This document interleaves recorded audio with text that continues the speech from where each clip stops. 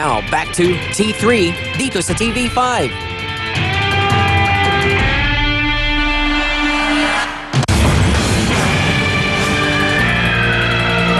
Narito sa ating studio, Tulmon, si Aling Elsa. Di niya tunay na pangalan.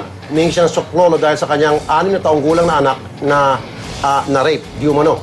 Pero ang problema ay magkaiba ang pangalan ng bata sa medical legal at ang kanyang birth certificate. Yun yun. Aling Elsa, bakit nagkaroon ng dalawang pangalan yung anak ninyo? Nalilito lang po ako nung time na nagpunta kami sa sabi niya, sir. Kasi ang apelido po ng mister ko ang nailagay doon sa ano niya, pangalan niya. Pero doon po sa birth certificate niya, apelido ko nung dalaga. Ang ibig sabihin, Tulmon, nung pumunta siya sa mga kinaukulan para i-report yung rape, ibang pangalan na ilagay niya. Apelido lang po. Apelido lang. Apelido lang. Oo, hindi kompleto. As opposed to dapat, binigay mo yung pangalan na nasa birth certificate. Oo. Ngayon, nagkakalituhan, yung mga kinaukulan, mukhang hindi ata alam kung anong gawin. Tama po ba, ma'am? Opo. Alright. Yun ang... Madali lang naman siguro yun eh. May baguhin lang. Hindi, kailangan meron din tayong konsultang legal. Kaya nga mamaya, siguro makakusap natin si Atty. Mel Santa Maria. And then for the meantime, nandiyan na si Atty. Mel Santa Maria. Santa Maria, magbibigay sa atin ng liwanag tungkol dyan. Magandang hapon po sa inyo, Atty. Mel. Magandang hapon sa iyo, Rafi. Okay, Atty. Mel, meron po ditong kaso na kung saan itong nanay, nirape po yung kanyang anak. Oo. Ngayon, pumunta po sila sa kinaukulan, nagpa-medical legal, naibigay nila, anong naibigay niyo pong pangalan? Tenyo po. Regine Tenyo. Regine Tenyo. Opo. Okay, excuse me. Basta nagbigay sa pangalan. Pagdating, ngayon po, yung pangalang yon naiba po sa birth certificate. Kaya pagdating po nila sa pagsasampalan ng kaso, sabi ng mga otoridad, teka muna, magkakaibang pangalan yan. Paano ito? Paano yan, attorney? Paano? Alam mo, identity lang yan, Rafi. Identity lang yan na hindi masyadong maluba o substantial eh. Kasi obviously, mareremedyohan eh. So, ang kailangan lang dyan, affidavit to nag-examine, na siyang nag-examine ng bata, at affidavit niyang nanay na yan, nakita niya na binigay niya yung bata doon sa mag-examine, so nag-jive niya yung testimony nila na isang tao lang ang in-examine, so iba ang pangalan, di ba? So, iyan ang makakagamot dyan. Nahando na yung discrepancy yun, ang pagtutuunan na lang, pagpapatunay na yung nag-examine at yung nagdala, ang pinag-uusapan ay isang tao lang. Ayun. Okay, kahit na po, magkaiba po yung sa medical legal at saka magkaiba yung sa birth certificate, basta magbibigay lang sila ng parang patunay, basta na-examine, na this person is one and the same. Tama, oo, Rafi, ganun lang yan. At hindi matatalo ang kaso dyan lang, hindi.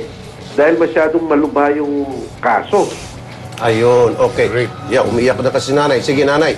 Kayang-kaya natin ayusin to. Nagbigay ng paliwanag si Atty. Mel Santa Maria. Madali lang pala kung tutusin. Maraming salamat po sa inyong time sa amin, Atty. Mel. Salamat, Rafi, man.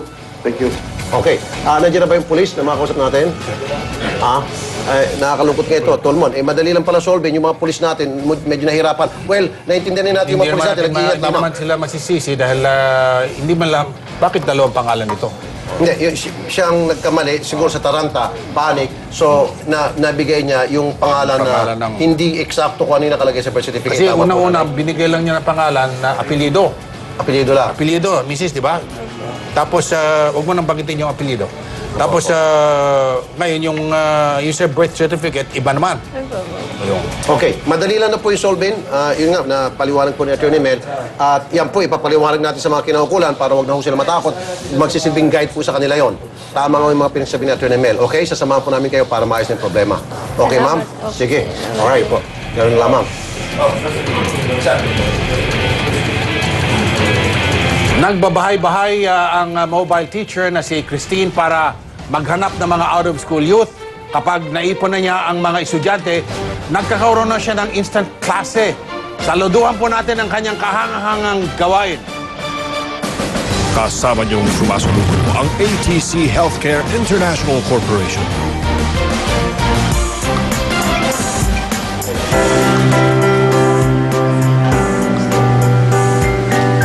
Edukasyon ang yaman na hindi mananakaw at kawanggawa na hindi mababayaran. Ang bilin na hindi malilimutan ni Christine Lumanog mula sa kanyang ina.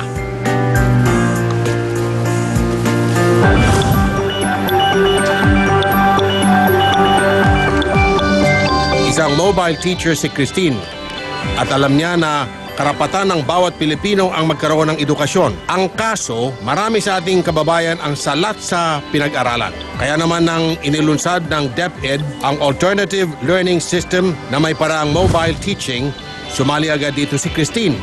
Iniisa-isa namin yung bahay kung sino hindi mga nakatapos ng elementary, ng high school. Tapos, ini-encourage namin sila na mag-aral sila through the alternative learning system, which is free. Iba raw kasi ang sayang nararamdaman niya sa tuwing nakikita niyang nakakapagtapos ang kanyang mga estudyante. Masaya kasi, iba yung mararamdaman mo kapag ang estudyante mo pumasa. May nasave kang future. Yes. Isa si Chares sa mga nabigyan ng pagkakataong makapag-aral muli at natulungan ni Ma'am Christine. Pumasa po ako sa UCC, di ba ma'am? Pumasa ako sa UCC. Gusto ko talaga mag-aaral yung kailan nangyari kasi apat yung anak ko, single parent ako. Sana ma'am, pagpatuloy niya yung pagtuturo niya sa ALS kasi talaga ang ALS maraming natulungan. Ma'am Tin, saludo po ako sa inyo ma'am.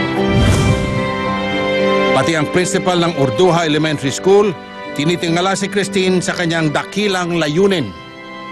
Justine, saludo ako sa'yo. Minsan dyan ako, kung saan ko trip na. Agad namin, Ma'am Christine, na sumibol ang mga estudyante mo na kagaya mo rin.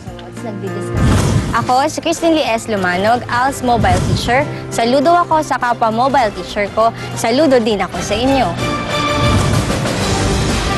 Ang pangalang trusted na may hatid sa inyo ng Redox Fat, Robust at Liver Marine.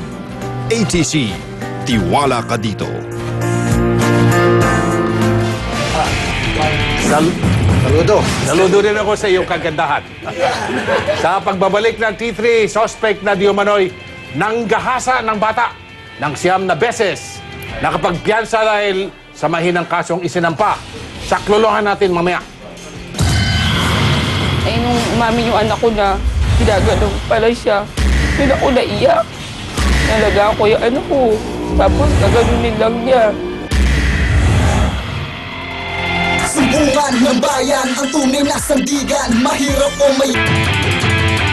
Don't go away, magbabalik ang T3 dito